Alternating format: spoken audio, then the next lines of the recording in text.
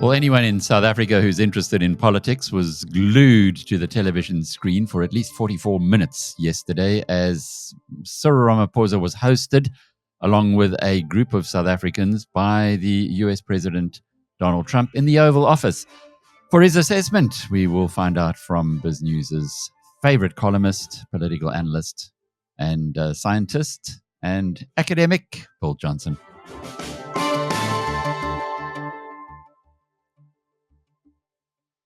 I made the mistake a little earlier of talking with somebody who had not watched the conversation live. Bill, did you watch it last night? Were you glued to the television screen? Yes, it was a bit like watching an argument in a kindergarten, but very low level in a way. But anyway, I did watch. And your assessment? Well, I think Ramaphosa got away lightly, really. Had Trump decided to focus on our contacts with Hamas and Hezbollah, that would have been very awkward. And to explain why our foreign minister phoned them up shortly after October the 7th and why she went off to Iran and so on, it would have been very, very awkward. And I think it would also have been very awkward to explain why they put well over 100 new racial laws on the statute books since getting to power. And Musk's complaint is largely true. Had he indeed been a black South African, I'm certain that they wouldn't have made any difficulties about Starlink. But none of those things came up. It was all about white farmers. And Trump has got the wrong end of the stick there in some regards, but he nonetheless, I thought, made some strong points because, he was able to show this field of crosses of dead farmers, and Ramaphosa, in his typical "I am shocked" voice, said, "Oh, I've never seen that," which I don't think is a good thing for a president of a country to say. It's his country. He should have known about things like that. And, of course, playing the recording of Malema chanting, demanding, kill the farmer, etc. It's very weak to say he's just an opposition party. I mean, Trump quite rightly said, good heavens, why do you allow someone to keep demanding death for people who are being killed in such numbers? And it's shocking, and we wouldn't allow that. Now, there's no good answer to that. Of course it shouldn't be allowed. And, the Constitutional Court has let us all down by okaying it. But all things considered, that was relatively easy for the South African delegation to deal with. And they just talked about criminality, etc.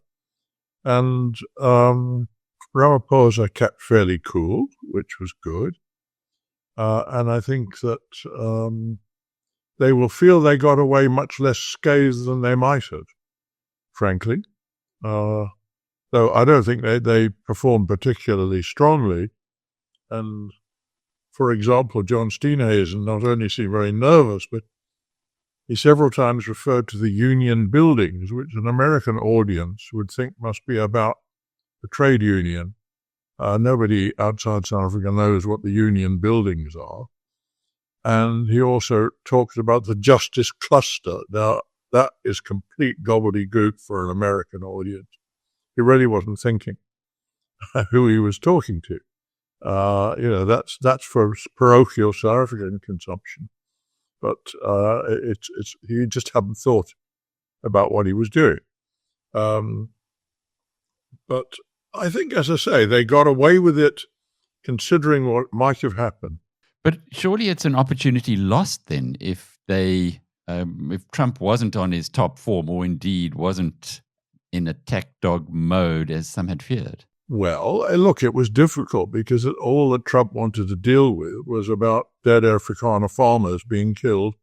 He didn't even talk about the fact that 20% of them get tortured before they're killed, which is shocking. and shows that the large element of racial hatred in the whole thing. Trump's level of information is not that high, but nonetheless, he did score some points, even on that ground. But of course, what we don't know, and what is far more important than that sort of debating thing, is whether or not, as a result of this visit, they now have meetings with the Commerce Department or the State Department in which they actually make some progress on commercial questions, talking about AGOA and its equivalents and so on, that we simply don't know about, though I assume that while they're in Washington, they will try to do that.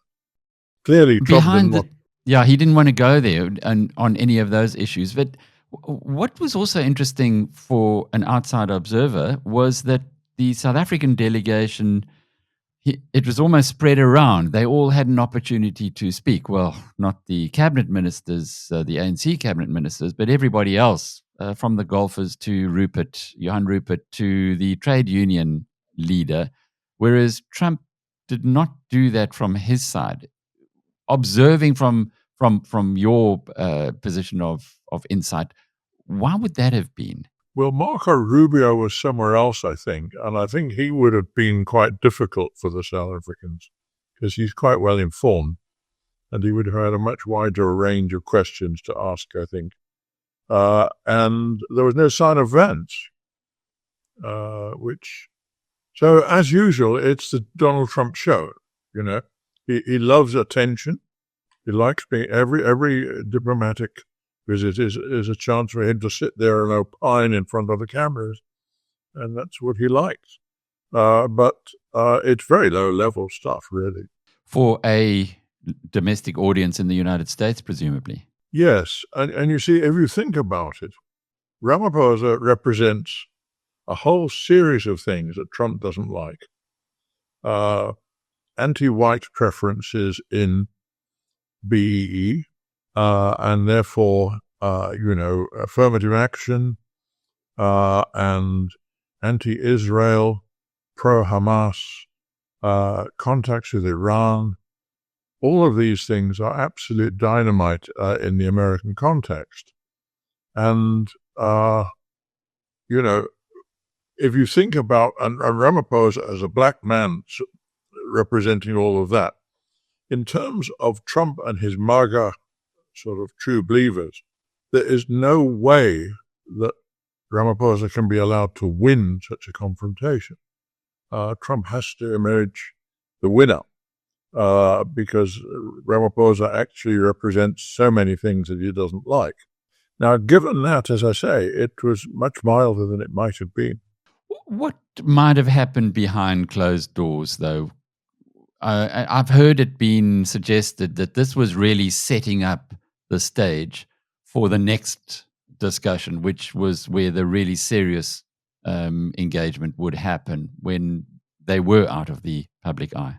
Well, it's possible, but that wouldn't be with Trump because, Trump is not interested in discussing the details of commercial deals.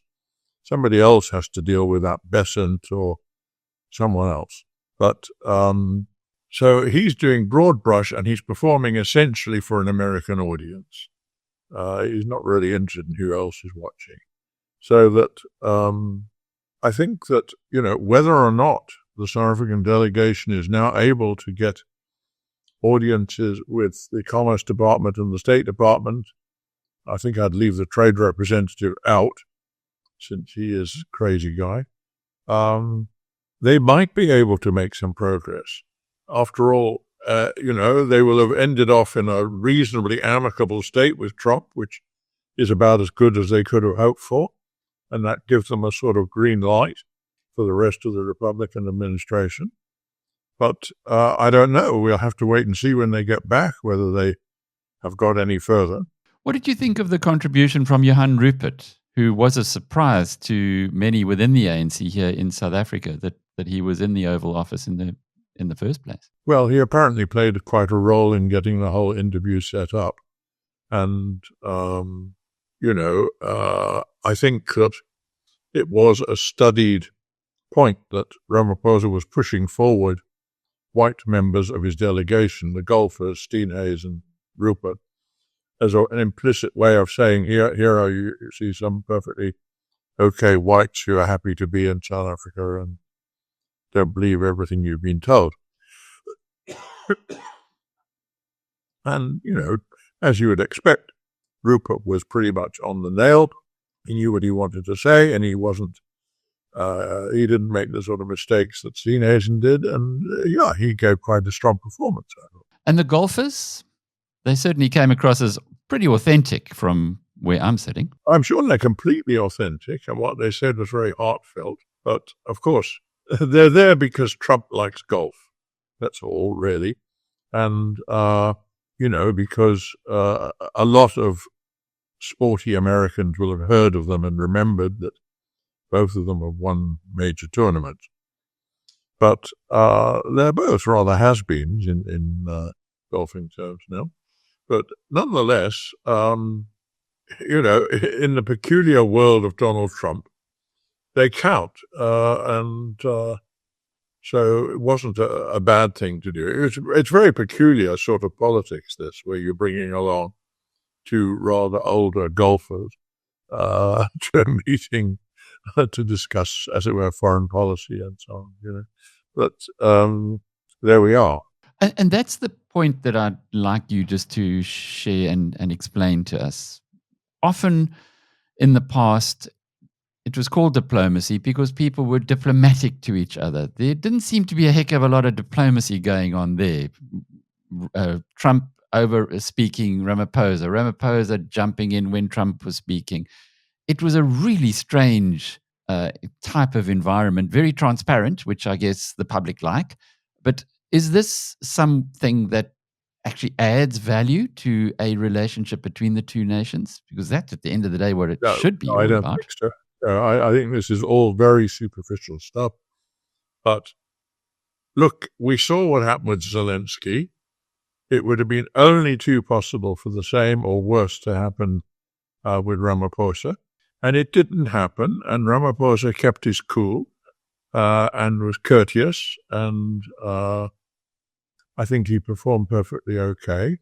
And so they got through it all right, but it obviously doesn't deal with any of the real questions, which are about the issues which I've mentioned on the way. I mean, somewhere, if they want to progress this relationship, they've got to sit down and talk about a whole lot of things, relations with Iran, with Hamas, with Hezbollah, about the case against Israel, about expropriation and where that leaves any foreign investor, etc., etc. And also, if you look at, for example, the rules that Gwede Mantashe has just brought in for anyone who wants to invest in oil and gas, they amount to say, why on earth would you bother investing here?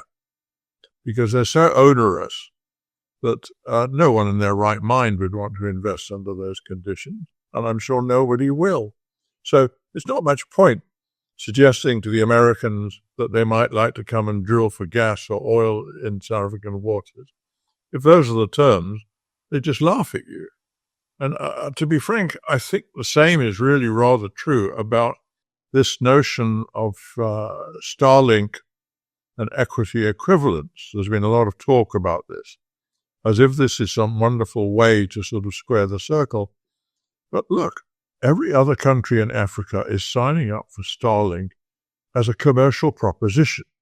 South Africa alone seems to have special conditions so that if you don't have to give away 30% of your equity to BEE, you have to do the equivalent by giving all sorts of training programs and this, that, and the other special conditions of every sort. If I were Elon Musk, I'd say, look, do you want to buy or do you not? It's like, if you want to buy a new Mercedes, you either pay the price and get the thing or you don't. But you don't agree or be forced to agree that you'll do all sorts of training programs for learner drivers or anything like that. I mean, it's a commercial proposition. And other countries in Africa have found that quite sufficiently interesting to go ahead. So are we going to be the only one asking for all these special conditions? If I were Musk, I'd laugh at that. But that really comes back to my area where I've worked for so long. And this was a commercial opportunity. You don't get into the White House too often. In fact, probably never again. And here you could make a case for investment. You could change to have an appealing investment proposition, but you did none of that. You instead asked to help with help for technology to solve an out of control crime problem. I was quite disappointed when looking at it from a pure economic lens. Well, the problem is that I don't think Trump wanted to talk about commercial propositions, except in the most broad brush way, because he wouldn't deal with that. If you really wanted to get ExxonMobil to come and drill for oil and gas, then you're going to have really serious discussions with them, and you're going to have to drop a lot of your special conditions. But that's not going to happen in the White House. So I don't blame the South Africans for that. The question is, as I say, will they be able to go on from that meeting to have other meetings with the State Department, Commerce Department, etc., because that might be much more fruitful. You've written a lot, Bill, recently about South Africa basically losing all its friends. In the Middle East, it's left with Iran. China has done a separate deal with the United States. India is very close to the United States. Russia seems to be absent as far as any support is concerned here. Did that play much of a role? Because going into the year, Ramaphosa would have been feeling his oats as the president of the G20, which has been, I suppose, pushed quite aggressively here in South Africa. Whereas now he was coming perhaps from a different perspective and maybe realizes America can be a good friend. Sorry, I didn't hear all that very well. You're rather indistinct at my end. But, I think that it is true that South Africa is more isolated than it used to be, or that it needed to be. The trouble is, you see, that BRICS doesn't really work as a solidary grouping. It's already obvious. You will have seen that they nominated South Africa for a possible permanent position on the Security Council, and immediately Egypt and Ethiopia objected, and it's therefore had to be dropped as an idea. Now, that suggests to me that there's been a failure in South African diplomacy. At the very least, they should have been talking to the Ethiopians and Egyptians and squaring them before this came up, but they obviously didn't do that work. And it's very noticeable that in the whole fuss that we've had in American-South African relations over the past year or so, that nobody for BRICS has spoken in South Africa's defense. Nobody's interested in that. It just doesn't seem to happen at all. And, if you think of it, we have very strong relations with the EU. We have strong relations with the British. And we've had pretty good relations with a number of other countries and so on. But we haven't really made the most of those. We've been offending. If you talk to European ambassadors, they're a much more sophisticated lot than Trump. But they fully understand what's going on. And when I've spoken to some of the EU ambassadors, they're pretty contemptuous of a lot of the South African initiatives and feel that they're being taken for a ride, that South Africa is really anti-Western and so on, So they debate with themselves whether they should be taking a harder line. Now, that's a failure from South Africa's point of view.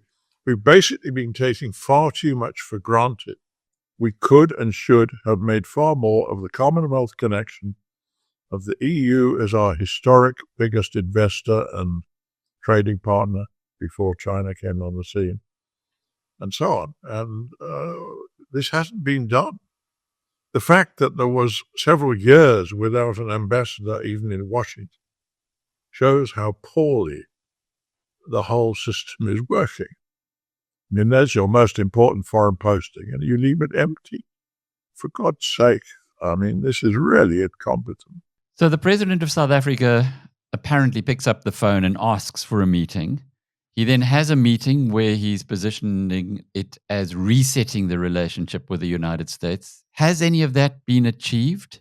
Well, as I say, we won't really know until we find out whether or not there's any substantive improvement in any other aspect of our relations, because I'm sure that, Trump will have moved on to the next thing. He's got a very short attention span anyway.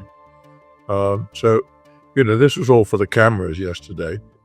It really does depend whether they're in Washington now, whether they're all there, whether they can make any further contacts, have any further meetings, and make any progress. And we won't know that until they come back and tell us. R.W. Johnson is a political analyst and the favorite columnist of BizNews Premium, and I'm Alec Hogg from biznews.com.